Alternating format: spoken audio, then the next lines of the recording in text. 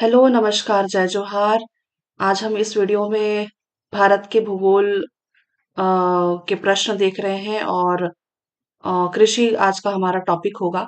तो कृषि से संबंधित जितने भी प्रश्न हैं जो पूछे गए हैं वो सारे प्रश्न देखेंगे।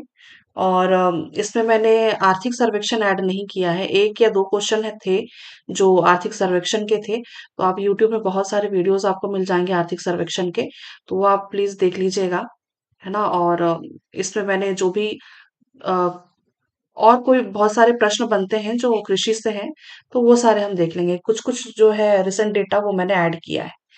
बाकी ओवरऑल आर्थिक सर्वेक्षण आप कहीं और से देखिएगा। ठीक है, चलिए पहला प्रश्न देखते हैं कृषि से। संभागीय अधोभौमिक जल संसाधन का उपयोग किए जाने वाले प्रतिशत के घटते क्रम वाला राज्यों का निम्नलिखित में से सही समूह कौन सा है?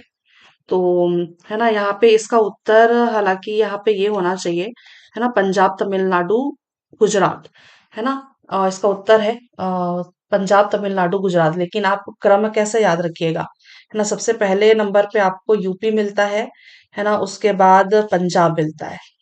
ठीक है, पहले नंबर पे यूपी, पंजाब, फिर महाराष्ट्र मिलेगा आपको, फिर हरियाणा मिलेगा, फिर राजस्थान, उसके बाद फिर गुजरात।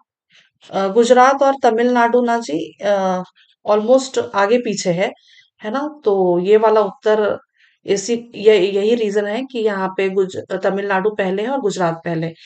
बहुत ज्यादा फर्क नहीं है गुजरात और तमिलनाडु में।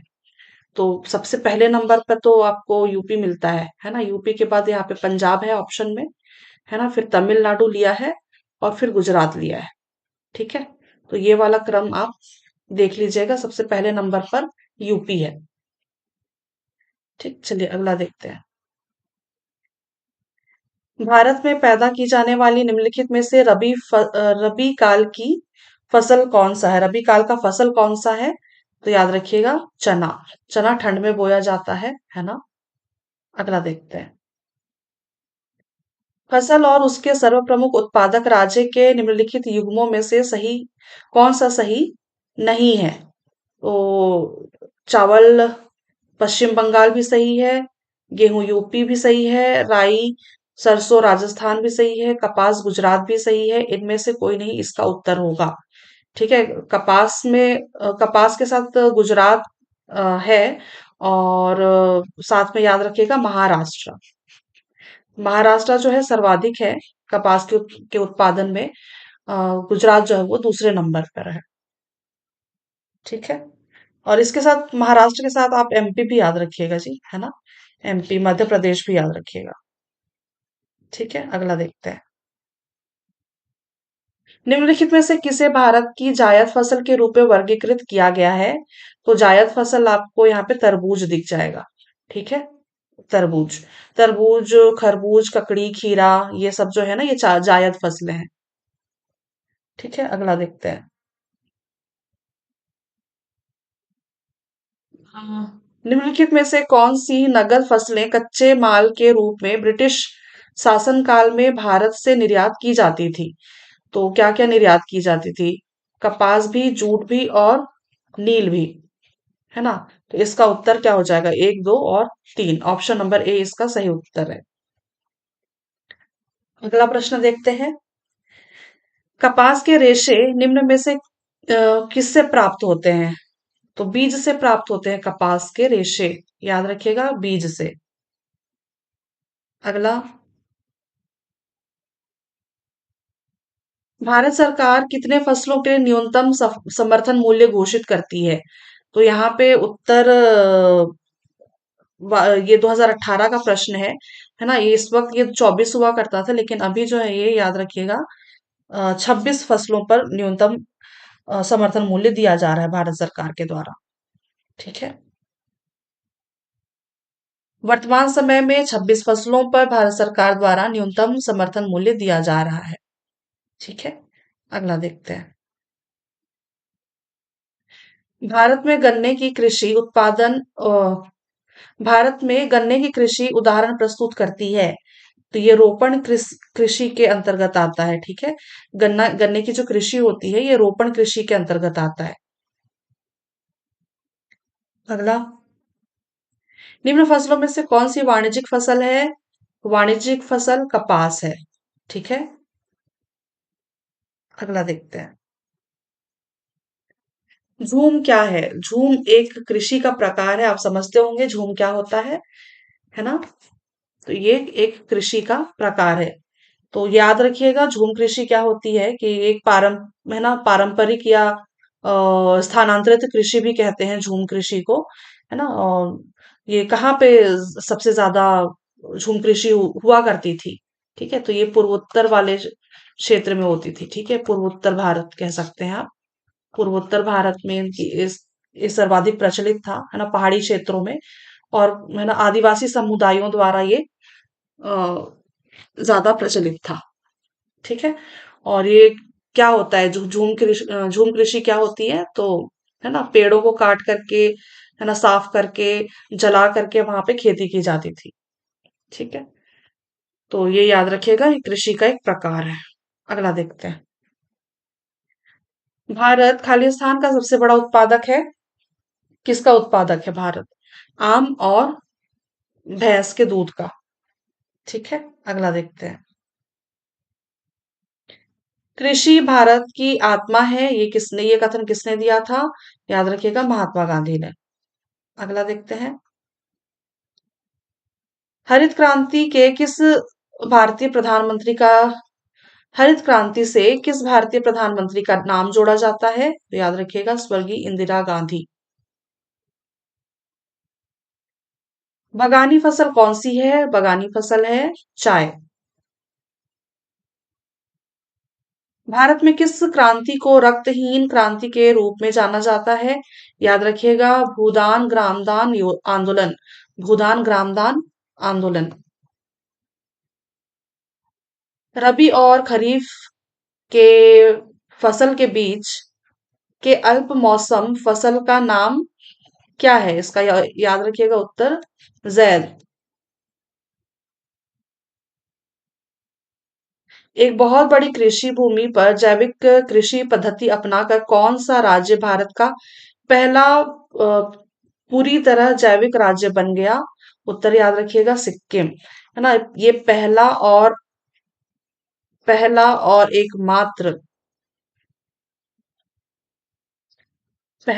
एकमात्र राज्य है ना, जो जैविक राज्य बना है। कब बना है? तो 2016 में। 2016 में बना है। ठीक है, और इसको golden book of world records में इसको शामिल भी किया गया है। ठीक है, इसको ऑस्कर भी मिला है इस राज्य को कृषि के लिए। ठीक है, अगला देखते हैं।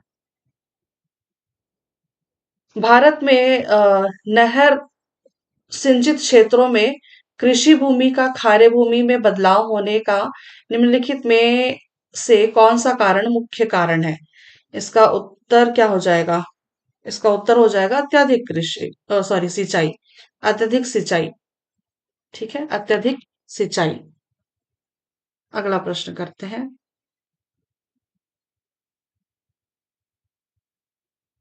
अगला प्रश्न है, निम्नलिखित में से सर्वाधिक प्राकृतिक रबर उत्पादन करने वाला राज्य कौन सा है?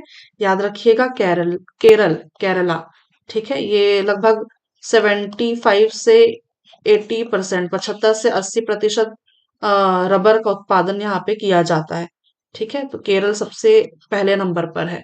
और दूसरा याद रखिएगा, त्रिपुरा। ये जो यहाँ पे ये दिख रहा है ना, त्रिपुरा, ये सेकंड नंबर पर है। ठीक है, चलिए अगला प्रश्न करते हैं।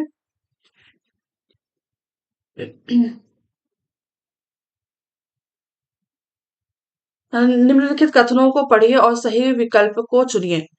भारत को 20% कृषि जलवायु प्रदेशों में बांटा गया है, तो ये वाला कथन तो गलत है, क्योंकि भारत को 15 कृषि जलवायु क्षेत्र में बांटा गया है।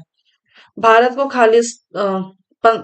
भारत को 15 कृषि पारिस्थितिकी प्रदेशों में बांटा गया है। ये भी गलत है, क्योंकि भारत को 20 कृषि पारिस्थितिकी प्रदेशों में बांटा गया है। ठीक है, और पश्चिमी हिमालय शीत शुष्क पारिस्थितिकी प्रदेश का कवरेज क्षेत्र पश्चिमी हिमालय प्रदेश के हिमालय प्रदेश के कवरेज क्षेत्र से ज्यादा है। तो ज्यादा नहीं है ये, कम है। ठीक है, कम है। तो ये वाला कथन भी गलत होता है। तो एक दो तीन तीनों गलत हैं। कथन एक दो तीन सभी गलत है, इसका उत्तर होगा। अगला, भारत में कृषि जलवायु प्रदेशों की संख्या 15 और भारत में पारिस्थितिकी प्रदेशों की संख्या 20 है। अगला देखते हैं। जूट की खेती के बारे में निम्नलिखित कथनों पर विचार कीजिए। जूट एक रबी फसल है, ये पहला ही कथन गलत है। जूट एक रबी फसल नहीं है, क्योंकि ये तो है ना, गर्म और आर्द्र जलवायु की आवश्यकता होती है इसको। आर्द्र, गर्म और आर्द्र जलवायु की आवश्यकता होती है जूट की खेती के लिए।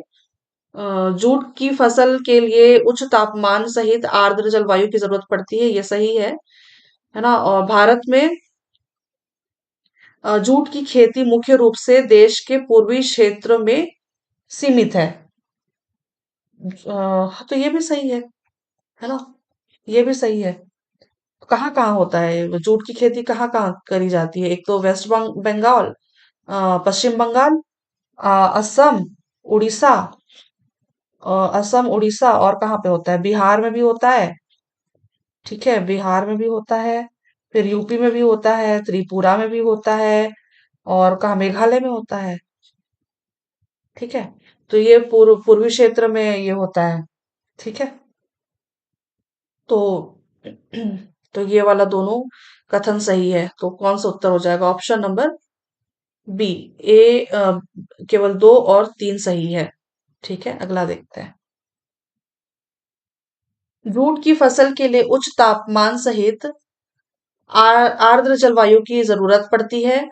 भारत में जूट की खेती मुख्य रूप से देश के पूर्वी क्षेत्र में सीमित है, जबकि जूट एक खरीफ फसल है। ठीक है, याद रखिएगा, जूट एक खरीफ फसल है।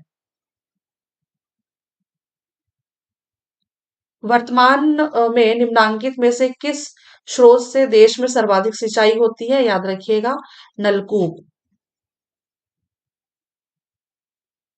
अरहर की सबसे ज्यादा पैदावार किस राज्य में है? तो अरहर की पैदावार आपको ये महाराष्ट्र में मिलेगी। ठीक है, महाराष्ट्र में। अगला देखते हैं। अग- अगला है, भारत विश्व का खालिस्तान सबसे बड़ा मछली उत्पादक देश है। ये 2022 का प्रश्न है। तब लिया गया था उत्तर कौन सा? तब लिया गया था उत्तर दूसरा। बट आप इसको फिर भी एक बार सर्च कीजिएगा, जहां तक मुझे अभी लग रहा है कि ये अब तीसरे स्थान पर है। भारत विश्व का तीसरा सबसे बड़ा मछली उत्पादक देश है। ठीक है, अगला देखते हैं। तरबूज और खरबूजा किस श्रेणी में आते हैं? तो ये जायद फसलें हैं। ठीक है, अगला देखते हैं। रबी व खरीफ अ, रबी व रबी व खरीफ के मध्य ली जाने वाली फसल को जायद फसल कहते हैं। इसमें खरबूजा, तरबूज, ककड़ी, खीरा आदि आते हैं। ठीक है, अगला देखते हैं। पीली क्रांति, अच्छा, यहाँ पे सही विकल्प, सही युग्म बनाना है। चलिए देखते हैं। पीली क्रांति तिलहन उत्पादन को बढ़ावा देने हेतु, हरित क्रांति कृषि उत्पादन को बढ़ावा देने हेतु, नीली क्रांति मत्स्य उत्पादन को बढ़ावा देने के लिए, और फिर भूरी क्रांति होती है ऊन उत्पादन में वृद्धि हेतु। तो A, C, B, A C B D option number A इसका सही उत्तर है। अगला प्रश्न करते हैं।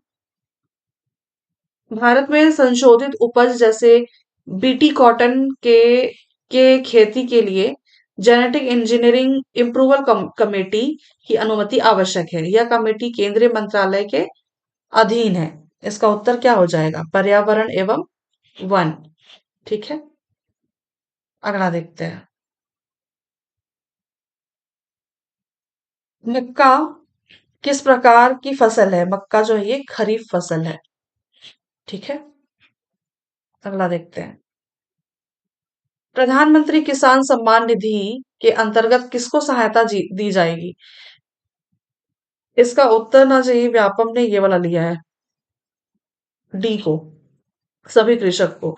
लेकिन प्रधानमंत्री किसान सम्मान निधि जो है ये लघु और सीमांत कृषकों के लिए है, ठीक है। बट इसका उत्तर इन्होंने लिया है ऑप्शन नंबर डी, सभी कृषक। अगला प्रश्न करते हैं। यहाँ पे व्याख्या दिया हुआ है, व्यापम द्वारा लिया गया उत्तर है ये। योजना का नाम प्रधानमंत्री कृषि सम्मान निधि, संचालन भारत सरकार द्वारा, लघु एवं सीमांत किसान किसान को लाभ मिलता है। प्रावधान क्या है? तो 6,000 रुपए प्रति वर्ष 3 किश्तों में प्रत्येक 4 महीने में। और लागू कब हुआ था? तो 1 दिसंबर 2018 से। बजटीय प्रावधान क्या था? 75,000 रुपए, 75,000 करोड़ रुपए। अगला देखते हैं। यहाँ पे एक प्रश्न दिया हुआ है, 2021 का प्रश्न है प्री का। ठीक है। आर्थिक सर्वेक्षण 2020-21 के अनुसार निम्न राज्यों को दुग्ध उत्पादन के आधार पर घटते क्रम में सजाना था। ठीक है। तो अभी वास्तव में 2023-24 इसमें आपको क्या देखने को मिल जाएगा? ये हालांकि ये तब का प्रश्न था इसलिए इसको छोड़ दीजिए। अभी वर्तमान में आप याद रखिएगा क्या? यूपी, राजस्थान, एमपी, गुजरात और फिर महाराष्ट्र। ठीक है। ये उसका अभी का सही क्रम है। ठीक है। 2023-24 में यूपी, राजस्थान, एमपी, गुजरात, महाराष्ट्र। अगला देखते हैं। ये वाला प्रश्न को भी आप कृषि जनगणना 2015-16 का है ये। लेकिन अभी रिसेंट में मेरे ख्याल से कृषि जनगणना आई थी 2021-22 में। ठीक है। तो इसका भी डेटा अगर आपको कहीं से मिलता है तो आप देखिएगा। ये भी प्री 2021 का प्रश्न है, इसलिए इसको स्किप कर रही हूं मैं। ठीक है। उचित और लाभकारी मूल्य निम्न में से किस फसल से संबंधित है? तो सबसे अधिक है ना, अच्छी और लाभकारी मूल्य किसको मिलती है? तो इसका उत्तर याद रखिएगा, गन्ना। उचित और लाभकारी मूल्य की घोषणा केंद्र सरकार के द्वारा की जाती है, जिसकी सिफारिश कृषि लागत और मूल्य आयोग के द्वारा की जाती है। आर्थिक मामलों में की मंत्रिमंडल समिति की अध्यक्षता प्रधानमंत्री करता है और गन्ना आयोग के पुनर्गठन पर रंगराजन समिति ने रिपोर्ट प्रस्तुत किया है। ठीक है। अगला देखते हैं। कृषि के संबद्ध क्षेत्र क्या है? तो कृषि के संबद्ध क्षेत्र सारे के सारे हैं। पशुपालन भी है, मत्स्य पालन भी है और वानिकी भी है। तो उपर्युक्त सभी इसका सही उत्तर होगा। अगला प्रश्न करते हैं। निम्नांकित में प्राथमिक उत्पादन क्या है? प्राथमिक उत्पादन क्या होता है ना? ये हो जाएगा कपास का उत्पादन। ठीक है। प्राकृतिक उत्पादन से तात्पर्य ऐसे उत्पादन से है जिसमें प्रकृति से प्राप्त या कृषि क्षेत्र से उत्पन्न वस्तुओं का अंतिम वस्तु के रूप में उपयोग किया जाता है। जैसे कृषि क्षेत्र के अंतर्गत कपास का उत्पादन। ठीक है। याद रखिएगा, प्राकृतिक उत्पादन का क्या मतलब होता है कि प्रकृति से प्राप्त, यानी कि सिंपल सा सेंटेंस ही तो है, प्रकृति से प्राप्त या कृषि क्षेत्र से उत्पन्न वस्तुओं का अंतिम वस्तु के रूप में उपयोग करना, डायरेक्ट उपयोग करना मतलब। ठीक है। भारत में हरित क्रांति का प्रारंभ कब हुआ था? 1965 से 70 में। ठीक है। हरित क्रांति का प्रारंभ कब हुआ था? 1965 से 70। याद रखिएगा।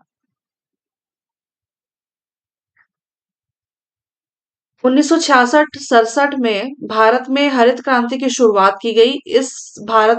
इसे भारत में प्रारंभ करने का श्रेय नॉर्मल नॉर्मन नॉर्मन बॉर्डलॉग बॉरलॉग, पता नहीं जो भी नाम है, नॉर्मन बॉरलॉग है शायद। बॉरलॉग है ना, बॉर्ड नहीं है, नॉर्मन बॉरलॉग को जाता है। तथा भारत में इसके जनक MS स्वामीनाथन को मानते हैं। ठीक है। नॉर्मन बॉरलॉग क्या नाम है? ठीक है, याद रखिएगा इसको भी, है ना, नॉर्मन बोरलॉग। और भारत में इसके जनक एम एस स्वामीनाथन। भारत में कहवा उत्पादन में किस राज्य का स्थान प्रथम है? तो कहवा यानी कि कॉफी, तो कॉफी में सबसे पहले नंबर पर आता है कर्नाटका, है ना, ये पहले नंबर पर है, लगभग 53% है इसका उत्पादन, है ना, कॉफी का। और केरल जो है ये सेकंड नंबर पे है, ठीक है, याद रखिएगा केरल जो है सेकंड नंबर पर है। अगला देखते हैं। भारत में अरेबिका, रोबस्टा तथा कैंट प्रकार की कॉफी के लिए कर्नाटक प्रसिद्ध है। कई बार कॉफी के नाम भी पूछ ले सकता है, क्या पता, हो सकता है पूछ ले। अरेबिका, रोबस्टा तथा कैंट प्रकार की कॉफी के लिए कर्नाटक प्रसिद्ध है। अगला देखते हैं। निम्न में से कौन सी फसल भिन्न है? इनमें से कौन सी फसल भिन्न है? तो ये तो सारे खरीफ फसल दिख रहे हैं मुझे, ज्वार, बाजरा, मक्का। बट जौ जो है ये रबी फसल है। जौ जो है ये रबी फसल है, तो इसका उत्तर क्या हो जाएगा? ऑप्शन नंबर सी, जौ। अगला देखते हैं। जीरो बजट नेचुरल फार्मिंग की परिकल्पना किसने दी? इसका उत्तर याद रखिएगा, Subhash Palekar. Zero budget natural farming आप समझते होंगे, है ना, सुना होगा आपने, बहुत पुराना नहीं है ये कॉन्सेप्ट। ये कॉन्सेप्ट नया नया है। जीरो बजट नेचुरल फार्मिंग यह 2021 का पूछा गया प्रश्न है, तो हो सकता है क्योंकि रिसेंट का ही प्रश्न है, प्रश्न बोलती हूँ, ये कॉन्सेप्ट है, ये जीरो बजट नेचुरल फार्मिंग। इसमें इसका तो ये याद रखिए कि ये, है ना, ये सुभाष पालेकर द्वारा ये दिया गया है ये, है ना। इसमें एक चीज और याद रखिएगा, पंचामृत, है ना, पंचामृत याद रखिएगा, है ना। इसमें पंचामृत के अंतर्गत 5 वो दिए हुए हैं, क्या कहना चाहिए, 5 आयाम है इनके। पंचामृत के अंतर्गत 5 आयाम है, जैसे कि जीवामृत है, जीवामृत और बीजामृत, आच्छादन, आच्छादन है, फिर वास्फन है, छी वापसन कहती हूँ, वापसा, है ना, वापसा है। और फिर है, इसको हिंदी में मुझे नहीं पता क्या कहते हैं, इंटरक्रॉपिंग, ठीक है, इसको हिंदी में क्या कहते हैं मुझे नहीं पता, इंटरक्रॉपिंग है। जीवामृत है, बीजामृत है, आच्छादन है, वापसा है और इंटरक्रॉपिंग है ना। तो ये कुछ 5 आयाम है ना, पंचामृत के अंतर्गत। ये जीरो बजट नेचुरल फार्मिंग में ये पंचामृत एक कॉन्सेप्ट निकाला है ना। इसमें वो अ, कुल मिलाकर के ये जो है ना, ये बिना खर्च किए यानी कम पैसों में, है ना, कम पैसों में अ, अच्छी फसल का उत्पादन करना, ठीक है। मतलब इसमें रसायन फ्री यानी कि क्या, रासायन रहित कृषि की का ये कॉन्सेप्ट है, ठीक है। चलिए अगला देखते हैं। व्याख्या भी दिया हुआ होगा शायद, हाँ। जीरो बजट नेचुरल फार्मिंग का अर्थ किसान के द्वारा बिना रकम खर्च किए कृषि करना तथा प्राकृतिक संसाधनों का अधिकतम प्रयोग करना। इसे शून्य बजट आध्यात्मिक कृषि भी कहते हैं, ठीक है। तो कुल मिलाकर के इसमें ये है कि केमिकल फ्री फार्मिंग होगी, है ना। और नेचुरल संसाधन का मतलब ये होता है कि जैविक, है ना, ऑर्गेनिक खेती जिसको कह सकते हैं, जैविक खेती। और इसके अलावा मंचिंग वगैरह, मंचिंग का मतलब क्या है ना, मल्च होता है ना जी, जैसे खेती हो गई, है ना। तो इसके ऊपर वो कुछ भूसी वगैरह डाल देते हैं सिंचाई के लिए कि ज्यादा उसमें मॉइस्चर बना रहे। और ड्रिप सिंचाई के लिए ड्रिप वाला, ड्रिप इरिगेशन जिसको कहते हैं, है ना। तो वो सारी चीजें यहाँ पे उपयोग में लाई जा रही है, ठीक है। अगला देखते हैं। तो हो सकता है कि इससे प्रश्न वापस से बन जाए क्योंकि बहुत ज्यादा पुराना कॉन्सेप्ट नहीं है ये, ठीक है। अगला देखते हैं। धान की फसल के लिए सबसे अच्छा उर्वरक कौन सा है? तो इसका उत्तर याद रखिएगा, अमोनियम सल्फेट। अगला है अमोनियम सल्फेट, इसका एन NH4, इसको मैं, मुझे विज्ञान नहीं आती जी, है ना। तो ये जो भी पढ़ते हैं ये आप देख लीजिएगा। अमोनियम सल्फेट धान की फसल के लिए सबसे अच्छा उर्वरक, धान की फसल के लिए सबसे अच्छा उर्वरक माना जाता है अमोनियम सल्फेट को। सुपर फास्फेट यह फल और बीजों के विकास के लिए सहायक होता है। पोटेशियम नाइट्रेट KNO3, इसे सॉल्ट पीटर कहते हैं।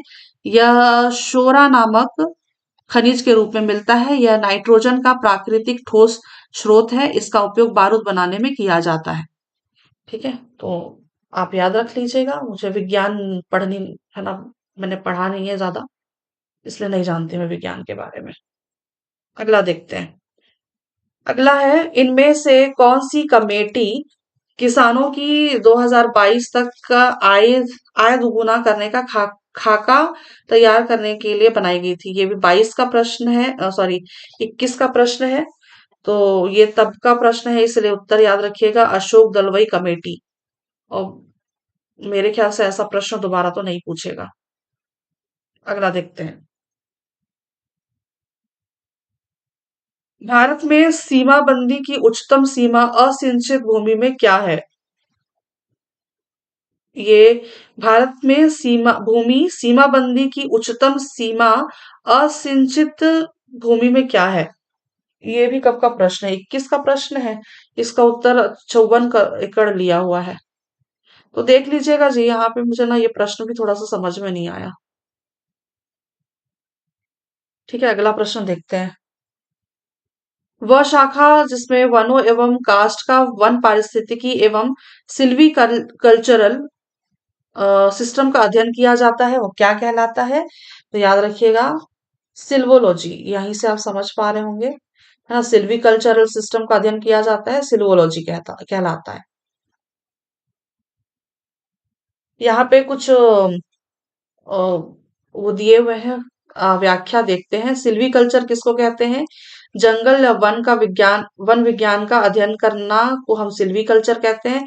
सेरिकल्चर रेशम कीट पालन व उत्पादन को कहते हैं। और सिल्वोलॉजी कहते हैं वन वानिकी और काष्ठ विज्ञान का अध्ययन को। ठीक है, अगला देखते हैं। निम्नलिखित कथन को, यहाँ पे दो कथन दिए हुए हैं, और कथन और कारण, है ना, उनको हमको देखना है। चलिए पढ़ते हैं।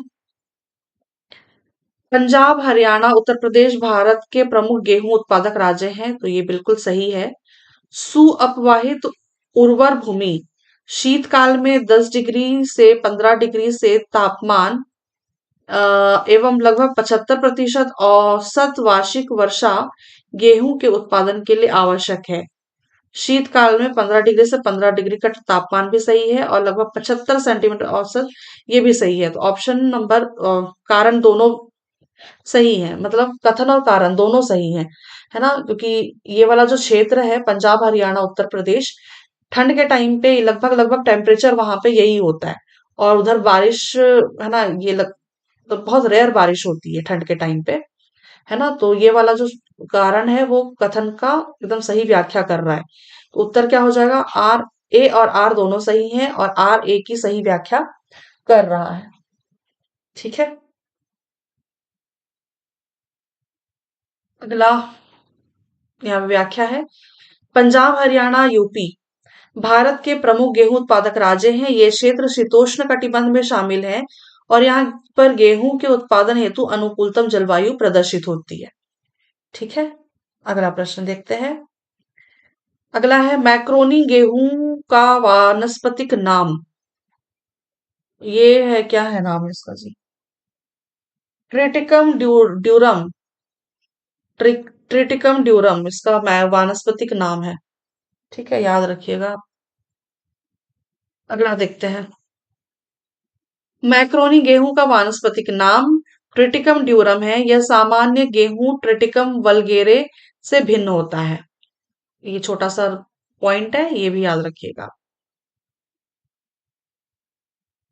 निम्नलिखित में से कौन सा फसल न्यूनतम जल दक्ष यानी कि लीस्ट वाटर एफिशिएंट फसल है? तो इसका उत्तर याद रखिएगा, गन्ना, है ना। इसका मतलब ये होता है कि अ, पानी का जल धारण ये सबसे ज्यादा करता है। ठीक है, गन्ना। ठीक है, इसलिए इसका उत्तर हो जाएगा गन्ना। न्यूनतम जल दक्ष का आशय जल की अधिक आपूर्ति से है। ठीक है, उपरोक्त विकल्पों में से गन्ना एक ऐसी फसल है जो न्यूनतम जल दक्ष फसल है। ठीक है, अगला देखते हैं। निम्न कॉफी उत्पादक क्षेत्रों में से कौन सा कर्नाटक में नहीं है? कर्नाटक में नहीं है। अ, चिक्कम चिकमंगलूर चिकमंगलूर है, बाबा बुदनगिरी है, कुर्ग है। पुलनेज पता नहीं कहाँ पे है, तो इसका उत्तर हो जाएगा पुलनेज। कर्नाटक में नहीं है पुलनेज। ठीक है, अगला देखते हैं। चिकम चिकमंगलूर चिकमंगलूर कुर्ग बाबा बुदनगिरी की पहाड़ी में उच्च किस्म का कॉफी पाया जाता है। अगला, जूट की खेती के बारे में निम्नलिखित कथन को, ये तो आई थिंक हो गया था। हाँ, ये वाला प्रश्न हो गया है, अगला देखते हैं। जूट एक रबी फसल है जो मार्च मई के मध्य बोया जाता है। इसके लिए उच्च तापमान, ये वही है जी, है ना, उच्च तापमान व आर्द्र जलवायु की आवश्यकता होती है। जूट के उत्पादन में पश्चिम बंगाल का गंगा बेसिन प्रमुख उत्पादक क्षेत्र में शामिल है। ठीक है, अगला देखते हैं। निम्नलिखित में से कौन सी जोड़ी सुमेलित नहीं है? सुमेलित नहीं है, चलिए देखते हैं क्या सुमेलित नहीं है। मक्का यूपी, ये तो सुमेलित है। जूट पश्चिम बंगाल भी सुमेलित है। कपास महाराष्ट्र भी सुमेलित है। सोयाबीन आंध्र प्रदेश नहीं है, सोयाबीन महाराष्ट्र है। ठीक है, याद रखिएगा, सोयाबीन महाराष्ट्र। इसका उत्तर हो जाएगा ऑप्शन नंबर डी। सोयाबीन कहाँ पे, तो महाराष्ट्र। अगला, निम्न में से कौन सी रबी फसल नहीं है? रबी फसल नहीं है। रागी, रागी जो है ये खरीफ फसल है। ठीक है, रागी जो है खरीफ फसल है, याद रखिएगा। बाकी जो मटर सरसों चना ये सब जो है ना, ये ठंड में बोए जाते हैं। अगला देखते हैं।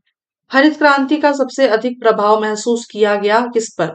तो चावल, सॉरी, गेहूं पर। ठीक है, हरित क्रांति का सबसे अधिक प्रभाव गेहूं पर महसूस किया गया। अगला देखते हैं। भारत में हरित क्रांति के तहत चावल बोया गया था किस राज्य में? तो याद रखिएगा, पंजाब में। अगला देखते हैं। गुजरात में श्वेत क्रांति प्रारंभ करने वाला सर्वप्रथम दुग्ध सरकारी संगठन का नाम क्या है? याद रखिएगा, खेड़ा जिला सहकारी दुग्ध उत्पादक संघ मर्यादित। ठीक है, खेड़ा जिला सहकारी दुग्ध उत्पादक संघ मर्यादित। अगला देखते हैं। गुजरात में श्वेत क्रांति का प्रारंभ खेड़ा जिला सहकारी दुग्ध उत्पादक संघ मर्यादित द्वारा किया गया था। ठीक है, अगला प्रश्न करते हैं। कर्नाटक में कहवा की फसल के लिए उपयोगी परिस्थिति क्या है? फूलों वाली वर्षा। कहवा कॉफी, है ना, कॉफी फूल होती है, फूल से बीज होता है। ठीक है, तो कहवा की फसल के लिए उपयोगी परिस्थिति क्या है? तो फूलों की वर्षा, यानी कि चेरी ब्लॉसम। ठीक है, अगला देखते हैं। फूलों वाली वर्षा, चेरी ब्लॉसम, कर्नाटक में चलने वाली स्थानीय पवन है जो कर्नाटक में कहवा के लिए बहुउपयोगी परिस्थिति उत्पन्न करती है। अगला देखते हैं। भारत का कौन सा राज्य अन्न भंडार कहलाता है? अन्न भंडार कहलाता है पंजाब, है ना। पंजाब में सबसे ज्यादा अनाज अ, होते हैं। अगला देखते हैं। निम्नलिखित में से कौन सा सुमेलित नहीं है? कौन सा सुमेलित नहीं है? पहला ही दिख रहा है, रबी फसल चावल, यही सुमेलित नहीं है। रबी चावल जो ये खरीफ फसल के अंतर्गत आता है। ठीक है, तो ये खरीफ में मक्का भी है, जायद में तरबूज है, नकदी फसल कपास है, बाकी तो सारे सुमेलित हैं। इसका उत्तर हो जाएगा ऑप्शन नंबर ए। अगला देखते हैं। निम्नलिखित में से कौन सी फसल ज्यादातर निर्वाह खेती के लिए खेती के तहत उगाई जाती है? तो याद रखिएगा, निर्वाह के लिए है ना, फसल ज्यादा निर्वाह खेती होती है बाजरा और चावल। ठीक है, बाजरा और चावल। अगला देखते हैं।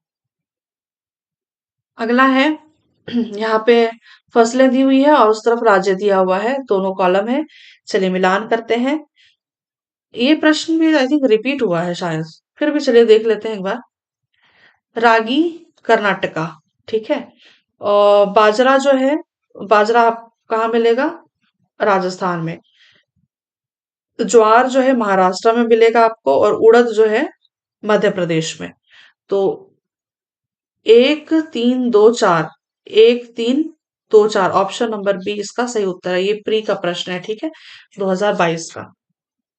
अगला देखते हैं। NIBSM, NIBSM का कृषि में पूरा नाम क्या है? तो इसका उत्तर याद रखिएगा आप, राष्ट्रीय जैविक तनाव प्रबंधन संस्थान। ठीक है, इसका इंग्लिश में क्या नाम होगा? National institute national institute of biotic stress management. ठीक है, national institute of biotic stress management. ऐसे वाले प्रश्न आएंगे ना, तो आप वो इंग्लिश वाला पोर्शन देख लीजिएगा। ठीक है, इंग्लिश वाला पोर्शन आप देखेंगे ना, तो शायद आपको समझ में आ जाएगा। ठीक है, इसका उत्तर हो जाएगा राष्ट्रीय जैविक तनाव प्रबंधन संस्थान। अगला देखते हैं। रजत क्रांति खालिस्तान से जुड़ी है। तो रजत क्रांति जो है ये अंडा और कुक्कुट उत्पादन से जुड़ी हुई है। अगला प्रश्न देखते हैं। भारत के योजना आयोग के अनुसार भारत में कितने कृषि जलवायु क्षेत्र मौजूद हैं? उत्तर हो जाएगा 15। एक प्रश्न किया था हमने ऑलरेडी। ओलोरीकल्चर बागवानी की निम्नलिखित शाखा से संबंधित है। ओलोरीकल्चर, और ओलोरीकल्चर जो है ये सब्जी उत्पादन से संबंधित है। ठीक है, ओलोरीकल्चर बागवानी, सब्जी उत्पादन। अगला देखते हैं। काट कर जलाने वाली कृषि, जिसे आमतौर पर झूम कृषि कहा जाता है ना, क्या कहाँ पे प्रचलित है? तो पूर्वी राज्यों में प्रचलित है ना, भारत के उत्तर पूर्वी राज्यों में प्रचलित है। ठीक है, इसका सही उत्तर हो जाएगा। अगला, यहाँ पे स्थानांतरित कृषि या झूम कृषि किसे कहते हैं? एक आदिम प्रकार की कृषि है जिसमें वृक्षों तथा वनस्पतियों को काटकर उन्हें जला दिया जाता है और साफ हुई भूमि पर पुराने उपकरणों से जुताई कर बीज बो दिए जाते हैं। जब तक मिट्टी में उर्वरता बनी रहती है, तब तक इस भूमि पर खेती की जाती है। ठीक है, और ये झूम कृषि के रोकथाम के लिए सरकार कई सारी योजनाएं चला रही है ना, रोकथाम के लिए कितना कुछ कर रही है सरकार। और स्वाभाविक सी बात है ना, झूम कृषि होती है तो पर्यावरण को काफी नुकसान होता है। ठीक है, तो चलिए फिर, आई थिंक एक स्लाइड और है। अच्छा, यहाँ पे एक वो स्लाइड है, आप इसको देख लीजिए कि कौन सी क्रांति के, है ना, कौन सी क्रांति कौन से उत्पादन से संबंधित है, एक बार चलिए देख लेते हैं। हरित क्रांति, है ना, MS स्वामीनाथन, कृषि से संबंधित है। श्वेत क्रांति डॉक्टर वर्गीस कुरियन, याद रखिएगा, दुग्ध उत्पादन से संबंधित है। नीली क्रांति अरुण कृष्णन, मछली उत्पादन। लाल क्रांति विशाल तिवारी, टमाटर व मांस। गुलाबी क्रांति झींगा उत्पादन। रजत क्रांति अंडा उत्पादन। गोल क्रांति आलू उत्पादन। बादामी क्रांति मसाला उत्पादन। पीली क्रांति तिलहन उत्पादन। भूरी क्रांति भूरी क्रांति उर्वरक उत्पादन। स्वर्णिम क्रांति बागवानी फसल, और सुनहरी क्रांति फल उत्पादन। तो है ना, ये आपने देखा अभी कि ये क्रांति से संबंधित कुछ प्रश्न पूछे गए थे, है ना, कि कौन सी क्रांति किससे संबंधित है। आप ऐसे याद रख लीजिएगा एक बार। ये आखिरी स्लाइड था हमारा, तो हमारा आज का ये टॉपिक भी समाप्त होता है। फिर मैं और किसी टॉपिक के साथ मिलती हूँ आपसे। तब तक के लिए धन्यवाद, शुक्रिया और आभार।